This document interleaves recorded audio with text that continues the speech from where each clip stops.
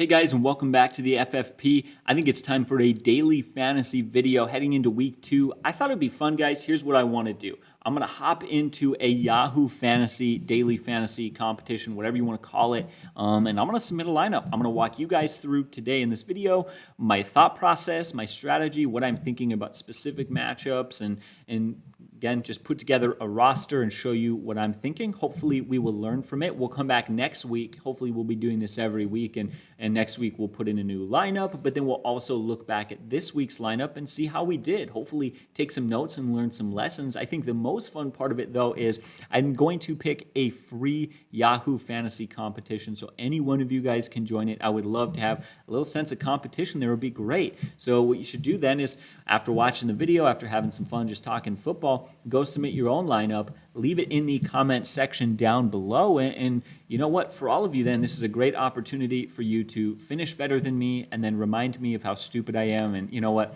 hopefully I can learn some lessons from you guys. But again, think this will be lots of fun. Hopefully we'll be doing it every single week, and we'll just have some fun kind of breaking down these matchups. There's a lot of strategy to discuss because it's more difficult than start sit. It definitely is. You know, you don't just have the players that are available to you. You've got everyone available to you. And then you've got to really begin to consider, like, matchup or talent. Are you going to play the hot hand? Are you going to take the risk? Like, where are you going to gamble? So, again, personally, I think this is more fun than setting my lineup every week. I do. I just love the options. It's great to be able to plug in a player that I don't own in my typical fantasy leagues, and it doesn't tie you down.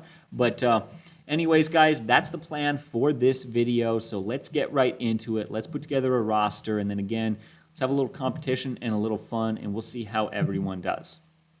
I'll put the screen up here so you guys can see it, but let's talk a little strategy now that we've gotten that out of the way, right? Are you going to target the expensive players that you want to fill your roster out with first, or are you going to target your cheap, the steals and the deals? You got to look at, do I really like this team, or hey, maybe I'm targeting these players because they're in a good matchup against a really bad team. I see some matchups that I really like. I really like Denver. They've got a great matchup versus Jacksonville that got stomped last week. Or the Rams. I like their offense, right? It doesn't even matter who they're playing. I think they've got some talent there. Even the Browns. I really like the Browns, you know. So going up against Houston this week is definitely a great matchup. But, you know, what are we going to target first? I like to hop around and just see a little bit at quarterback. And I already took a quick glance at this. It didn't feel like there was a lot of talent. And I don't know why that was, but it felt like the options fell off really quick, and there was no one there that I was particularly comfortable or excited with. So, you know, kind of looking at that, maybe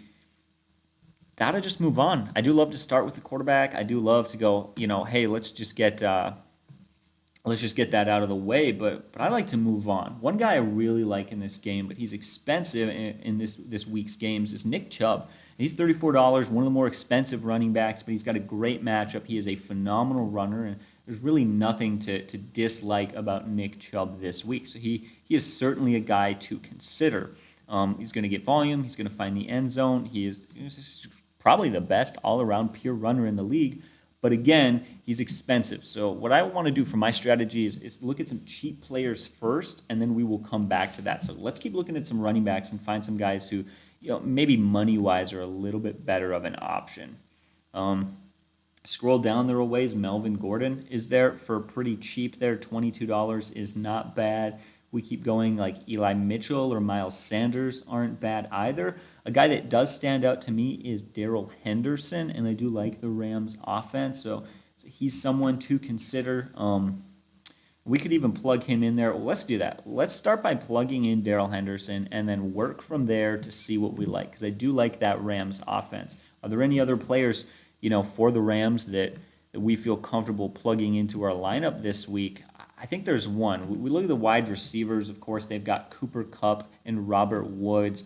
They make me a little bit nervous, as you know, you never know which guy which week is going to take the majority of the touches. Despite the fact that they were both great last week, I think the guy that I feel safest with is probably Higbee.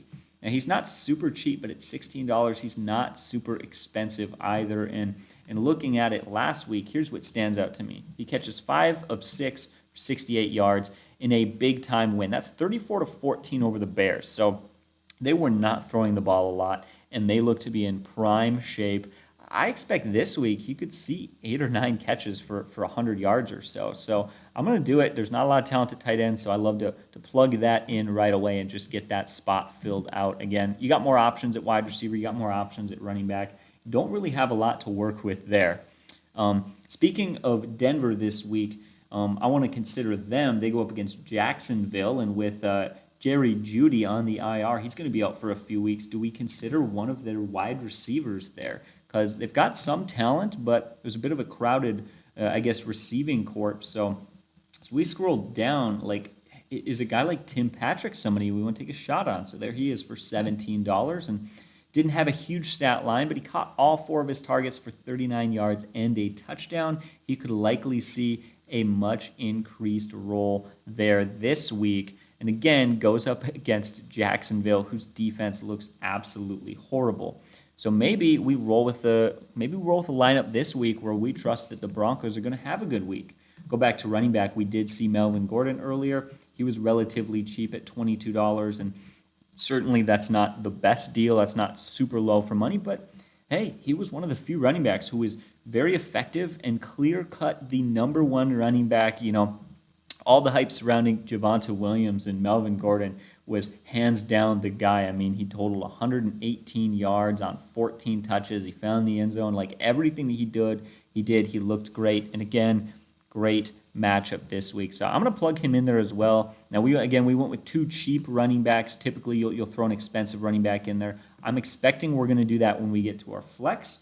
Maybe we'll get a guy like Nick Chubb, who I like, but let's continue looking for some deals and trying to save some money there just to see what we've got to work with.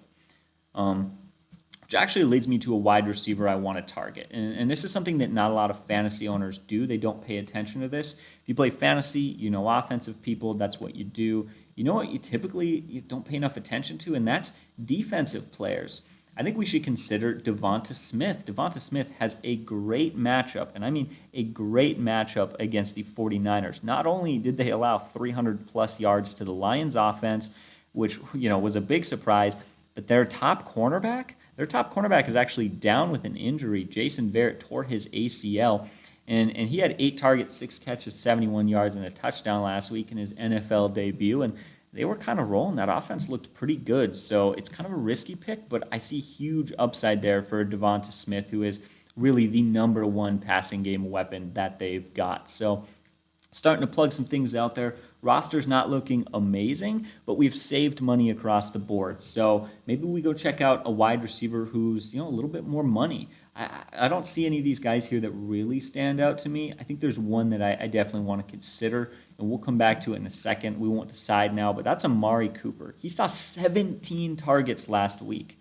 17 targets. Maybe he doesn't see that many again, but it's hard not to imagine this is a guy who's going to be seeing 15 or so targets. He's going to be seeing 10 catches. He's going to be a 100-yard receiver. He's probably going to find the end zone. I mean, he looked explosive. And the biggest thing being Michael Gallup is supposed to miss this game with an injury, so that could very easily secure the targets for him. So why don't we just plug him in, just put him in our lineup there. We've got our one stud receiver, and let's keep moving on for some options. Defense. Let's see if the Browns defense is cheap. Again, we've got some money now. We can afford to maybe plug in Nick Chubb at our flex. And if we like the Browns defense, we could kind of bet on that game a little bit. So, again, they allowed 33 points last week. They got lit up, but that wasn't a game against the Chiefs. Let's be honest, the Chiefs offense is so good and so effective. You can't even consider it. Maybe that's just me. I think they're going to be much better this week. So why don't we plug them in there, and let's see if we go put Nick Chubb in, what kind of money we've got. Because, again, love Nick Chubb. This is a guy who he didn't even see a lot of volume. He didn't. In fact, it was a shootout game, so he could likely see far more usage in this game if they're up big. In fact, he's just a touchdown machine. I love Nick Chubb. Super effective. So there we are. We have filled all of our roster spots except quarterback. Let's see what options we've got there. Now, being we put Higbee out there and Daryl Henderson, maybe a guy to consider is Matthew Stafford. He's not a super great deal, but at $32 for a guy who threw 3 touchdowns and over 300 yards in just 26 attempts, in a blowout game versus the Bears. That's not bad. And again, I already looked at this a little bit earlier, so I kind of had a feeling that maybe we might want to go with Stafford. But what do you see after that? Do you trust Tua, do you trust Tua in this game versus the Steelers when the Steelers just shut down that Pittsburgh, or excuse me, against Buffalo when Buffalo just shut down that Steelers offense? I don't personally. Do you trust a Trey Lance? No, I don't. Jalen Hurts, he had a great game. That is that is a possible matchup. You could plug him in there. So that's maybe something to consider. Like, do you trust Matthew Stafford more, or do you trust Jalen Hurts more? There's certainly some risk involved, but you could save some money and upgrade one of your wide receivers or another position here if we only spent the 26 on Jalen Hurts. If we went with Matthew Stafford, that would be our roster. That would be it right there. But let's kind of play the experiment there. Let's plug Jalen Hurts in, see how much money we've got left to work with. $6, so we got $6 if we wanted to upgrade any one position. So like Daryl Henderson, if you just didn't feel great about plugging him in there for 18, let's take him off. Again, maybe not the most amazing play. Yeah, do you like any one of these guys more? Like Eli Mitchell, right? Does Eli Mitchell set to have a good game? He had 19 rushes last week, so there's definitely an option there depending on what you're looking for. I don't see anyone that really stands out to me, like to make that totally, definitely worth it. Possibly Joe Mixon. Joe Mixon's got a good matchup, and he saw 29 carries plus 4 targets. That is huge, absolutely huge. I wonder how the Bears did last week. I mean, I remember that they didn't do too hot, but I don't know. So that's just something to consider. I'm really trying to play matchups here. If you can see, trying to get multiple, say, Rams players, or trying to get multiple Browns or multiple Broncos. I think the strategy in that being, you're not just picking players, you're picking teams and you're picking matchups. And so the more players from the more teams and the more games you pick, the more predictions you have to be right on. Whereas if you expect that the Broncos are going to crush Jacksonville and their offense is going to put up 40 points, like that's an easy prediction if you're right, then pick multiple players from them and you're not gambling on tons of games. So again, that is something to consider. What about Damian Harris possibly? In this matchup versus the Jets, he could see a ton of volume, though he did fumble the football last week, and in a Belichick offense, it's got to make you a little bit nervous. We also don't have the most phenomenal wide receivers as well, so that might be something to consider. Maybe we take him out and we replace Patrick, right? So if we put Daryl Henderson back in, and then we take a look at Tim Patrick there and give him, I guess, a bit of a shuffle. See what we can afford to work with there. Allen Robinson is a definite much safer upgrade, or CD Lamb. I don't really feel comfortable putting Amari Cooper and Lamb in the same lineup. That's definitely something that you're kind of betting on one of those guys to have a bit of an off day. And to be honest, no one here really stands out to me as a guy that I love. So maybe it is best to just stick with it and save the money that you've got there. Maybe Schuster, but he's actually cheap as well, so you're still not spending a whole lot more money. And actually, with 8 targets, that's not bad. He didn't do too phenomenal, though. He was in a tough matchup.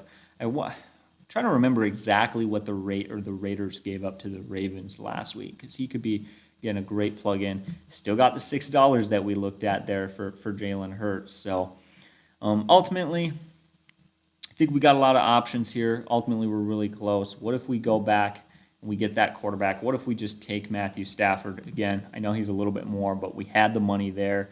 We got our picks set.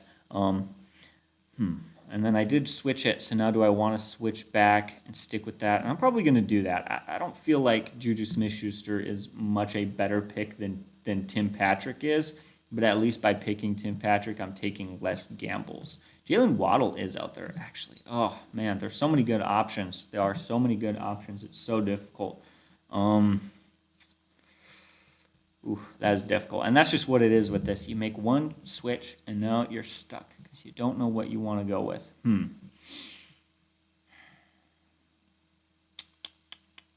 Well, why don't we plug Jalen Wadlin? He had a phenomenal game, and it looks like, what's his name? Will Fuller isn't going to be out there this week, so it could be another good matchup for him. That's a tough matchup though. Again, that's against Buffalo, so we probably should lean away from that. Let's put Tim Patrick back out there again. Again, I'm betting here that he's going to kind of take over that role from Jerry Jeudy. So I think that I'm going to call it. I think I'm going to make that our kind of final lineup for this week. Tried to bet on just a couple of games there. We used all of our money. Essentially, we've got 3 Rams players, 2 Broncos players, and then we've got a couple of Browns there and Nick Chubb. So, and the Cleveland Browns defense. I like this lineup, again, based off of the philosophy that we're picking based on matchup, we're picking based off game, and we're trying to save some money. So we went out there and got deals like Patrick or Devonta Smith, who were fairly cheap, and so that we were able to afford to get Chubb and Amari Cooper and even get the quarterback we wanted in Stafford. Typically, I would go with a cheaper quarterback, but this week, I didn't feel like there was a guy out there that I really liked, so we ended up paying a little bit more than I usually would, but we will check back next week, guys. Leave your lineups in the comment section down below because I want to compete with you. I want to see if you guys can do better than me. And I tell you what, some of you will, and hopefully I will learn from you, and I'm going to get better, and you're going to get better. And by the end of the season, we're going to be making bank in these leagues. But again, I will try to, if I can find out how to do it, leave a link in the description to this particular league so you can compete against me in it. But as always, guys, you have a great day, and God bless.